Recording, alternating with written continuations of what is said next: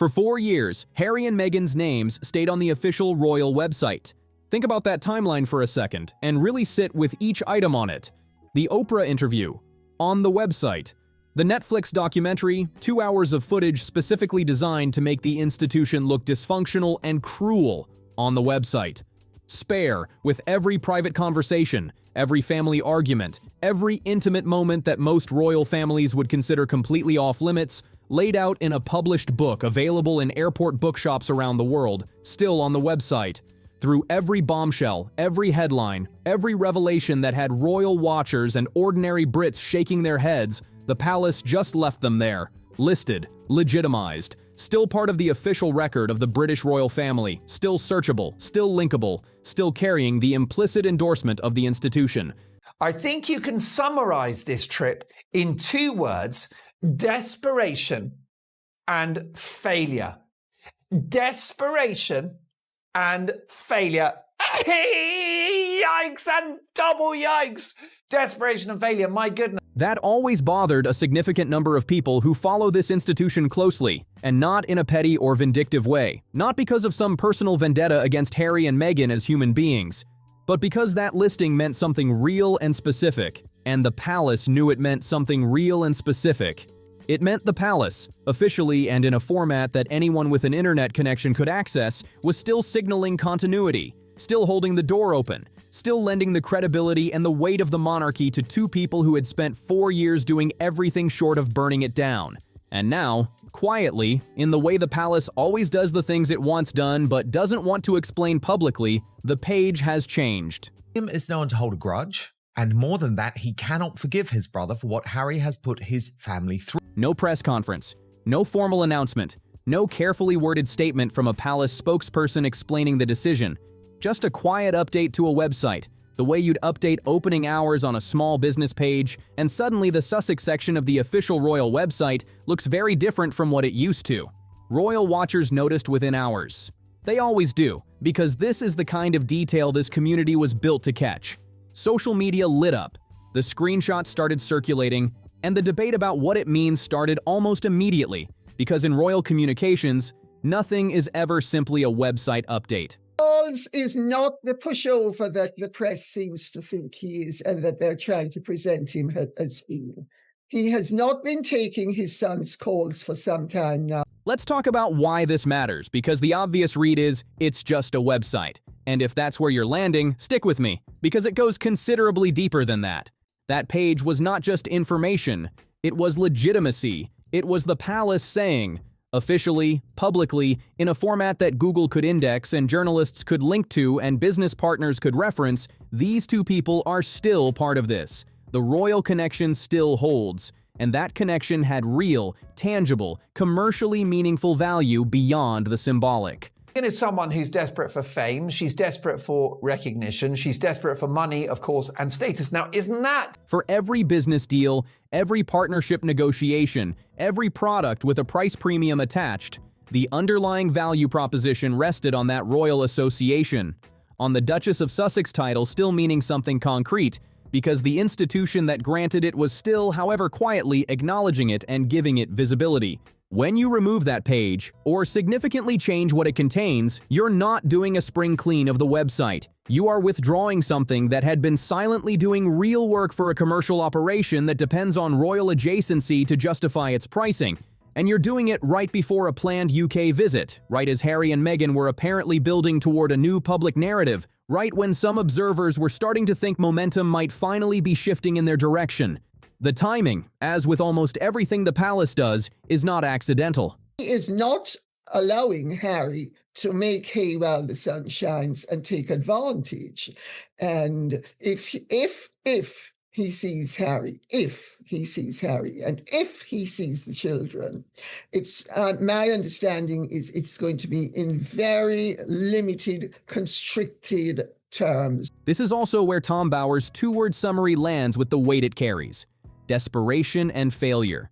Those are harsh words, deliberately chosen from someone who spent years investigating this family and who does not reach for dramatic language without having a specific reason to. Map those words onto the commercial picture, The Netflix deal restructured, Spotify gone with its executives parting shots still circulating, the as-ever traffic contracting, the speaking fees falling, the Archewell Foundation deficit in its public filings, and then add the website change on top of all of that, one more official lifeline quietly withdrawn, and Bauer's framing starts to look less like opinion and more like a description of a sequence of observable facts. Harry was always, shall we say, the one that was difficult, always wanting to mess around, an attention seeker, many might say. Without that royal association, without the credibility that comes from being officially listed as part of the institution, the as-ever brand, the candles, the jam, the wine, the whole carefully styled premium lifestyle operation has to compete in a market where it's just another lifestyle brand up against Gwyneth Paltrow's Goop, against established names with decades of brand building behind them,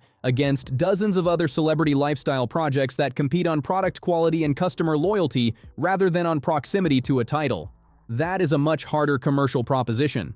The price points that made sense when the Duchess of Sussex label carried institutional weight become harder to justify when the institution has quietly withdrawn its endorsement. And everybody involved in that operation, every advisor, every brand strategist, every person who has been watching the web traffic numbers knows it is a much harder commercial proposition. I believe we are looking at a deeply corrupt establishment institution working with Harry and the palace to rehabilitate Harry's image and bring him back. If Palace Insider has been giving you the full picture on this when the mainstream coverage has been busy writing about the warmer, more photogenic version of events, the like button keeps this channel going, and it genuinely is the single easiest thing you can do to help. Now let's talk about who was behind this move, because this is the part of the story that actually surprised me and that cuts against the dominant media narrative of the last several months. Diana's philanthropic legacy is not there to act as a PR angle for Prince Harry. For weeks, the dominant framing across most major outlets has been presenting Charles and William as divided on how to handle Harry. Charles, the emotional father, still open, still hoping, the man whose love for his son makes him more forgiving than the institution probably needs him to be. William, the institutionalist, firm, already operating mentally as a future king rather than as a sibling, drawing permanent lines and intending to hold them. That framing makes a good headline. It creates a family drama inside the institutional drama, and it has the advantage of being at least partly true. There is genuine tension between a father's instincts and an heir's strategic thinking. But Lady Colin Campbell pushed back on that framing very specifically and with some force. Failure because there is no money. The end. There is no money. Harry and Meghan are making no money. And whatever you think of her as a commentator, she is polarizing. She is opinionated. She will say things that make you wince. She has established sources inside the institution, and she has been accurate about specific details that later turned out to be correct when the full picture emerged. Her argument on this specific point is that Charles and William are far more united on Harry than the press coverage has suggested, that the divided family framing serves a narrative more than it reflects the actual situation inside the palace. Not a grieving father and a cold institutionalist pulling in opposite directions. Two men separately but consistently sending the same message from their respective positions. We are not available. Not to calls that have reportedly gone unanswered for months. Not to requests that keep arriving dressed up in different framings and different contexts. And apparently, finally, not to the continued legitimacy signal of a website listing that the institution had been meaning to address for 4 years. Seeing them effectively crawl on bended knee back to Britain, and they are to be pathetically grateful if the king agrees. Just let that sink. The quote that stayed with me from Lady Colin Campbell on the subject of Charles and his relationship with Harry: he will not be exploited by his son. Not he is carefully navigating a difficult family dynamic. Not he loves Harry and is keeping all options open. He will not be exploited. That is a very deliberate choice of language, and it describes a man with a position. A firm, clear, settled position, rather than a man who's still working out how he feels. And then there is the matter of the brief meeting, which keeps coming up in this conversation because it deserves to. Because the Queen was very firm, if you remember, chums, about you're either in or you're out. There's no half in, there's no benefits, this is the deal. The last widely reported face-to-face between Harry and his father, multiple credible sources indicated the meeting was expected to last significantly longer than it actually did. Harry traveled a very long way across multiple time zones. The meeting ended quickly and early. Then Harry left. That is not the behavior pattern of someone distributing reconciliation freely or of an institution giving a difficult family member everything he asks for. That is a father who still loves his son. That part seems genuinely true based on everything people who know Charles say about it, and who has also learned, over several years of being surprised by what happened to things he said in private, to protect himself and the institution from being used as material for the next project. Believes his brother crossed a line in both his 2021 interview with Oprah Winfrey and his autobiography Spare, in which he shared, among other things, intimate details about his and Meghan's relationship with Kate Middleton, the Princess of Wales. The brief meeting is not a story about cruelty. It's a story about a man who has been burned enough times to know what fire feels like when it's approaching. Now let's get into the BBC story, because this one deserves real attention and I don't think it has received anywhere near enough of it in mainstream coverage. It's the kind of story that gets buried because the surface detail, Harry donates to charity, good for him, sounds uncomplicated and even heartwarming, and the complications underneath require actually reading through the receipts rather than just the headline. Last September, Harry was in the UK for a series of charitable appearances. One of those appearances generated a very specific and widely celebrated headline. Harry had personally donated £1.1 million to BBC Children in Need. Some outlets went further and described it as one of the most generous personal charitable gifts made by a modern royal. That's a powerful framing. It repositions Harry as someone putting real money behind real causes. It counters the narrative of someone who extracts commercial value from his royal identity without giving back. It's exactly the kind of story you'd want circulating right before a return to the UK. Except one independent journalist did what journalists are supposed to do when a headline seems almost too perfectly constructed. Is one big club insiders. I have long said the establishment are still protecting Prince Harry. At this point, I would argue, did he ever really leave? She saw the figure. She noted the timing. She registered that the presentation was unusually polished, and she did the simplest possible thing. She contacted the BBC directly and asked a single clear question. Did this donation come from Harry personally or through another source? The BBC responded in writing. They confirmed a personal donation from the Duke of Sussex.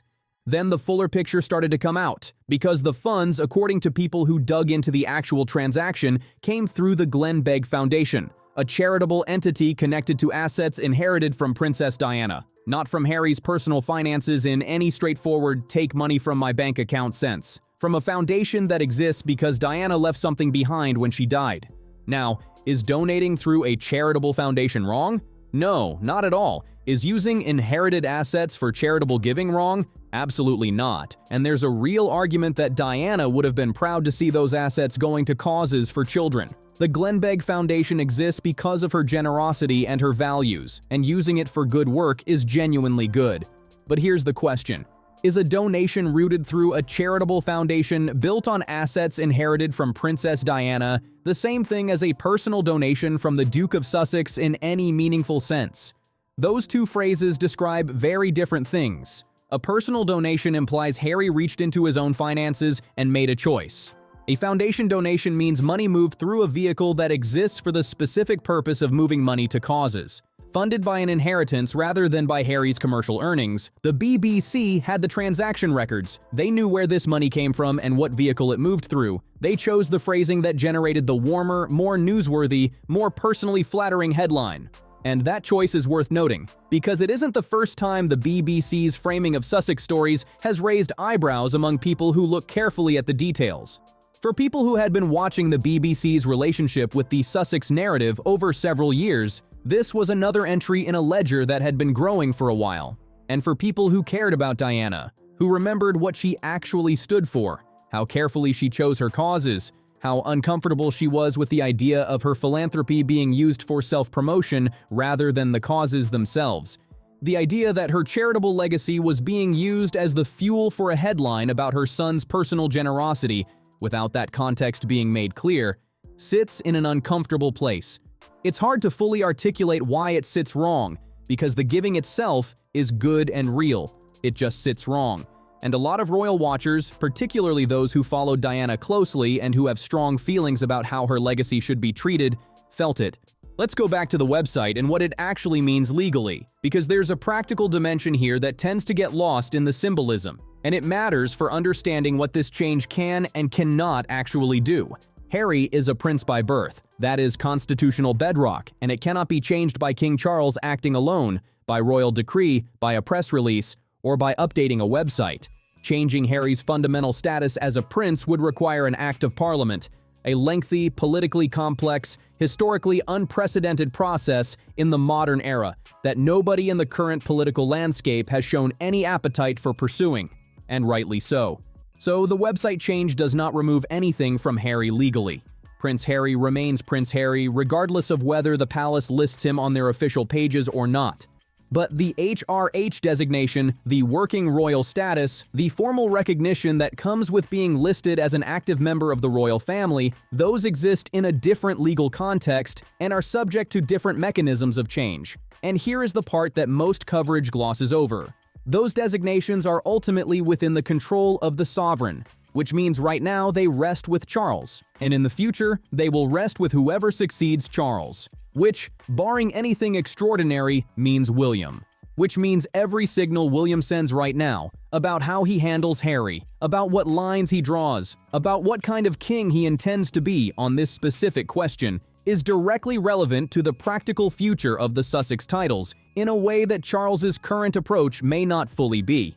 And the Duchess of Sussex title, the commercial recognition that comes with it, the value it carries in contract negotiations and brand positioning, that sits somewhere in the middle, granted by the institution, technically subject to the authority of the sovereign, and ultimately, whenever the succession happens, subject to the authority of whoever follows Charles as king. Which is why William's signals have always mattered more than most people acknowledge. Whatever he would or would not do as a future king shapes the actual practical future of these titles in ways that extend well beyond any current website update. The Sandringham Summit of January 2020 keeps coming back into focus whenever this story moves, and for genuinely good reason. Because it is the moment when the institutional rules were most clearly stated and subsequently most clearly ignored. A 93-year-old queen who had already navigated abdication crises, Diana, Charles and Camilla, Andrew, and 70 years of extraordinary personal sacrifice in the name of public service, sat down with her grandson and genuinely tried to find a path forward. She was not cold about it. By all accounts, she genuinely wanted a solution that would let Harry remain connected to the family and the institution while respecting the reality of what he and Meghan wanted. The effort was real and the care was real. But her position, communicated in the way she always communicated difficult positions, quietly, without drama, but with absolute clarity, was also entirely clear, in or out, not a hybrid role. Not the HRH and the deals and the freedom to criticize the institution you were still technically representing. Not the royal connection with the Oprah interview attached. In or out. The palace tried to fudge it for a year. Then they tried to manage it for 4 more years, hoping perhaps that time and distance would resolve things without requiring any explicit institutional action. The website update might be the moment they finally acknowledged that the Queen had it right the first time. For 4 years after that meeting, the website kept Harry and Meghan's names listed as though the in/out question had been resolved in the direction of in, as though the Sandringham conversation had produced a workable middle path rather than a clear choice that one party subsequently chose not to fully honor. For everyone who admired what Queen Elizabeth II built and what she protected, for everyone who watched 70 years of extraordinary public service conducted with genuine discipline and real personal cost, watching the palace's official website signal continuity with 2 people who had spent 4 years doing the opposite of what she asked of them at Sandringham felt like a quiet but ongoing contradiction that deserved to be resolved. The website update, subtle as it is, and it is genuinely subtle, not a dramatic public statement, but a quiet administrative change, feels to many people like the first real institutional step toward resolving that contradiction and acknowledging that the Queen's position at Sandringham was actually the right one. Not toward cruelty, not toward cutting off a family member, but toward the institutional clarity that Queen Elizabeth actually asked for in that room in January 2020, and that took 5 years to begin to appear. Tom Bower doesn't use dramatic language without reason. His entire professional reputation rests on accuracy rather than sensationalism. And he summarized the current situation with 2 words: desperation and failure. You can agree or disagree with that specific framing, but the fact that someone with his sourcing and his track record is using that language publicly is itself data about where things actually stand rather than where the narratives want us to think they stand. The UK visit is still coming. Reports suggest Archie and Lilibet might come along, and if that happens, a grandfather who has been managing cancer treatment, who by every account genuinely wants to know his grandchildren, who reportedly has not seen them in years. That image is going to generate an enormous emotional response, and it's going to be presented as evidence that things are healing. And maybe things will heal, in some small way, in some private corner of that visit. None of us can know what happens behind closed doors. But the visit doesn't resolve the institutional questions, and it doesn't change the signals the palace has been sending. It doesn't change the website. It doesn't change what Spare said, or what the Netflix documentary showed, or what the Oprah interview contained. Those things exist permanently in the record. A visit is a visit. An institution's formal position is a different thing entirely. There is one more dimension to this that I want to flag before we get to the outro, and it connects to a broader question about how this family handles the Harry situation going forward as we get closer to the succession question inevitably coming into focus. Every time the palace withdraws something, a listing, an acknowledgement, a meeting that ends sooner than expected, it narrows the space Harry has available to reposition himself without making a more fundamental choice. The in/out framing that Queen Elizabeth established in January 2020 is still the right frame, and every palace action since then has been moving, however slowly, toward making the choice between those two options explicit rather than leaving it perpetually ambiguous. The website is the latest move in that direction. It is not the last. Right now, the signals are unusually clear for an institution that usually deals exclusively in ambiguity. Charles is reportedly not taking the calls. The website has changed. The brief meeting ended sooner than expected. Tom Bower is using words like desperation. William is drawing lines through his actions that the record suggests he intends to maintain. And a journalist asked one simple question about a BBC charity donation and found that the simple headline version of the story did not survive basic contact with the actual transaction records. All of these things are happening simultaneously, in the same general window pointing in the same general direction. That is not coincidence, and it is not a series of unrelated administrative decisions happening to cluster together at a similar time. That is a palace that has made a series of quiet, individually deniable, collectively coherent decisions, and is now watching to see what the response is before deciding what to do next. Drop your take in the comments.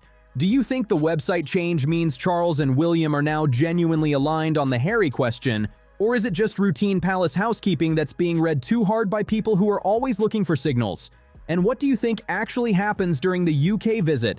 A genuine moment of connection, or more of the same carefully managed distance dressed up as a family reunion? I read every single comment that comes in on these videos, and they genuinely shape what we cover next. Some of the best analysis of this family happens in the comment section of this channel. Subscribe so you never miss what we cover, hit like if this gave you something to think about, and I'll see you in the next one.